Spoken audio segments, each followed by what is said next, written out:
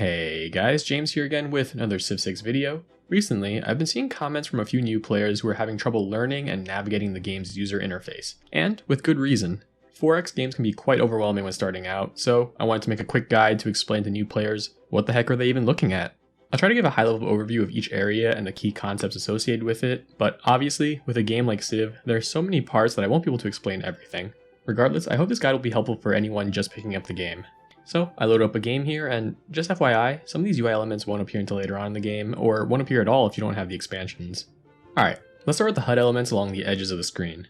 Up here in the top left banner, it shows the global resources and currencies your Civ is currently accumulating. Hovering over any of these will provide you with more information regarding the sources of where you're getting that resource. The blue round bottom flask shows your science per turn, and the magenta purplish treble clef shows your culture per turn. These directly contribute to your technology and civic research respectively. Next, you have your two main currencies, faith and gold. Both can be used for a number of different purposes like buying units and buildings, with gold also used for maintenance and trading. A bit more on that later. This luggage bag is the amount of tourism you're generating per turn. Tourism is a key metric for culture victories and comes from sources like wonders, great works, and more. To the right of that, you have this podium icon, which is your diplomatic favor. Favor is essentially a third currency used for diplomatic relations and World Congress voting. It can also be traded, and early on, it might not be a bad idea to do so. Then, we have the number of trade routes you currently have and the total number of routes you can establish. You can expand your trade route cap by building markets and lighthouses in your commercial hubs and harbors. After that, you have the envoy meter. This increases every turn, mainly based on the level of your government, and when the bar fills up, you get envoys which can be sent to city-states to gain their favor and unlock different gameplay bonuses. Finally, up here you'll also see your strategic resource bank. If you have access to a strategic resource, they'll accumulate here and can be used to create later tech military units and generate power through power plants. Okay, so next we have what I'm just going to call the important stuff ribbon. First we have the blue atom and purple book buttons which open the tech and civic trees. Here you can look at the possible techs and civics, what they unlock, and the Eureka or inspiration which cuts their research time. You can click on items down the tree if you want to reach a specific one as quickly as possible. You can also queue them up by shift clicking on multiple items. Next to that you have this courthouse, which is the government tab. This allows you to view and change your government, as well as the policies you have in place. Government policies are very important as they can improve your cities, production, resources, and much more. Just a friendly reminder for new players, policies unlock every time you research a civic, but if you are in need of a quick change, you can also pay a gold price to unlock it. After that, you have the religion tab. Here you can see all the pantheons, world religions, and key information such as what the religions provide, who controls them, and how many cities they're dominant in. The bust is the Great People tab. Here you can see which great people are available for civs to compete for and their abilities. When you accumulate enough of the appropriate great person points, you can either recruit or pass on the available person. You can also buy great people outright if you have enough gold or faith. Great people points can be earned primarily by building the relevant districts, buildings, and running city projects. The painting button opens the Great Works tab. Here you can view the great works that your artists, writers, musicians, and archaeologists produce. You can then move them around to gain additional culture and tourism through theming bonuses, which are detailed when you hover over here. Next, the cloud opens the world climate view. Here you can see the severity of climate change and flooding, how much CO2 each civ has produced across the game, and a log of all natural disasters which have occurred. The hand and pen is for the governor tab, where you can promote and assign governors to cities. These guys are super useful for building up your cities and some other situations you might find yourself in. Finally, we have the history timeline scroll, which shows you an overview of the historic moments and era score your civ has earned. It can be a nice way to relive your civ's glory and refresh yourself on what has happened if you return to a game you hadn't played in a while. Below the ribbon, you have the World Tracker. The World Tracker provides 3 views which you can turn on and off. The Tech and Civic trackers highlight the progress of the Tech and Civic you're currently researching. Clicking on them allows you to see all the immediately available options. You can also open the respective trees through this menu as well. Then you have the unit list, which provides you a view into all the units you have and their movement status. You can click these to select the unit in question. In multiplayer games, you'll also be able to enable and disable the chat window here. Okay, so now let's move down to the minimap section. Real quick, in case you didn't know, you can actually click on the minimap to move your view around easily.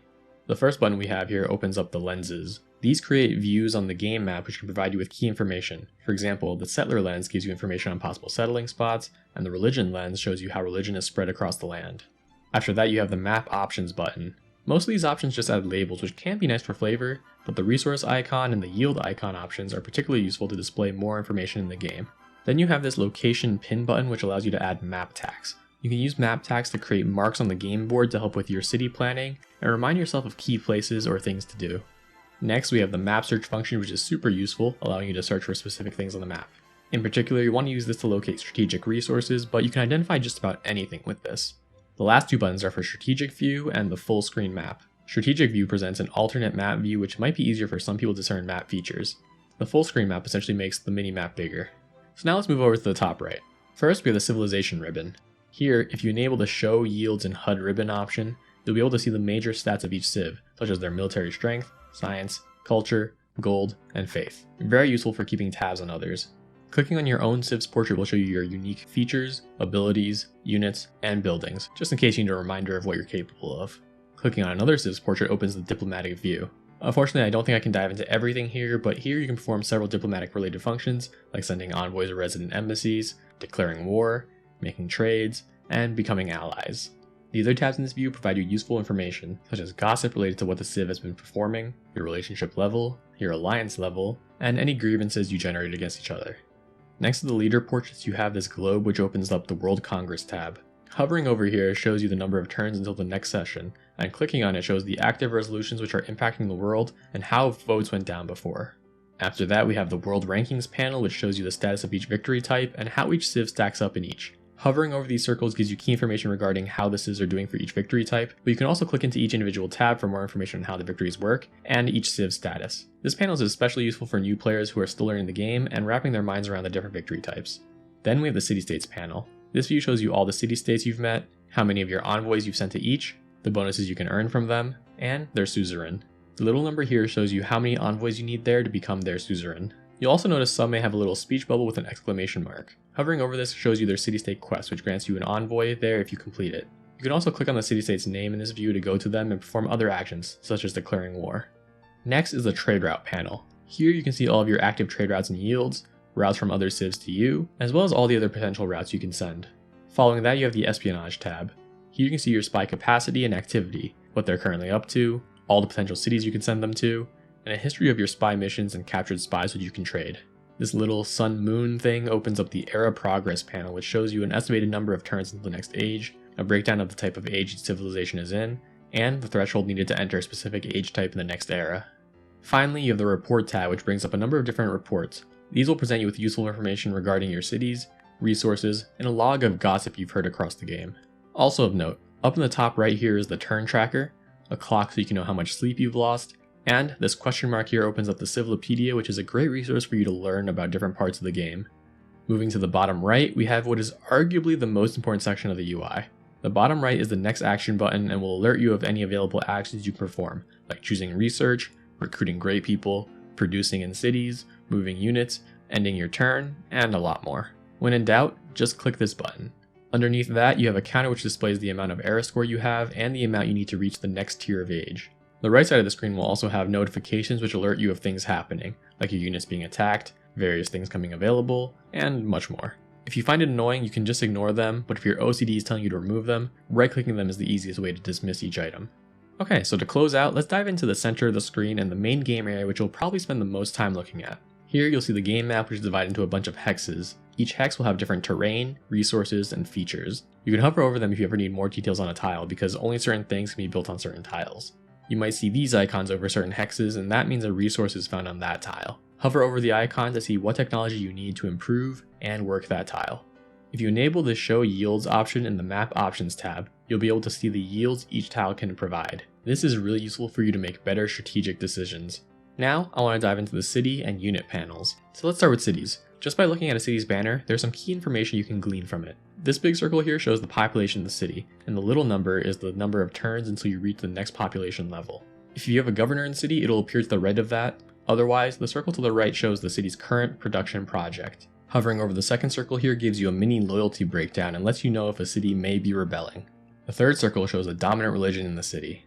Above, you'll see the city defense strength, and if you have walls or the city's being attacked, you'll also be able to see the health of the city. Additionally, up here you may see city alerts such as insufficient housing, amenities, and power.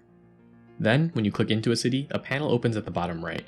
Here you can see more or less the same information regarding loyalty, religion, amenities, growth, production, and a bit more. The first button at the top here shows you in-depth city details. There's a lot of info here if you want a detailed look into the moving parts of your city, covering growth factors, constructed buildings and yields, religious status, loyalty, and power. To the right of that, you have the Purchase Tile button. This allows you to purchase tiles for gold, which in turn allows you to start working key tiles quicker. After that is the Manage Citizens button. This allows you to manually move around where your citizens are working and change your yields. In this view, you can also swap which tiles belong to which city, in case you find the need to add certain yields to a city. Alternatively, here you can see the city's current yields, and you can click on the little bubbles here to focus or ignore specific ones. These two buttons allow you to purchase buildings and units with either gold or faith. Then, the final button here allows you to change your city production. In this view, hovering over the item tells you what it provides. There's also this multi-queue view which lets you move quickly through each of your city's production queues.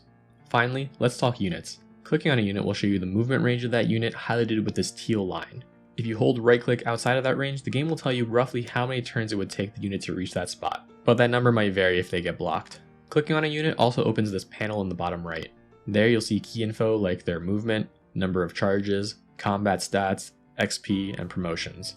Down here you'll also see the possible actions they can perform. Almost all units will have the move and skip turn buttons. Military units will also have the alert and fortify buttons which allow them to take defensive positions. Usually to the left of those you'll see any additional actions that the unit can perform, like retiring a great person, settling a city, using a promotion, and much more. Units like builders will have an extra panel here which shows you all the possible things they can add to a tile, but only certain ones will be clickable. This is going to be based on your research and whether the improvement is actually even placeable on that tile. Again, unfortunately I can't dive into every single unit's nuances, but when in doubt on how to use a unit, I would say look to the panel and hover over the different options.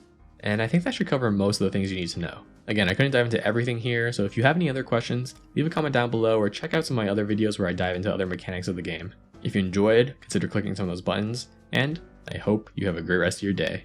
Peace.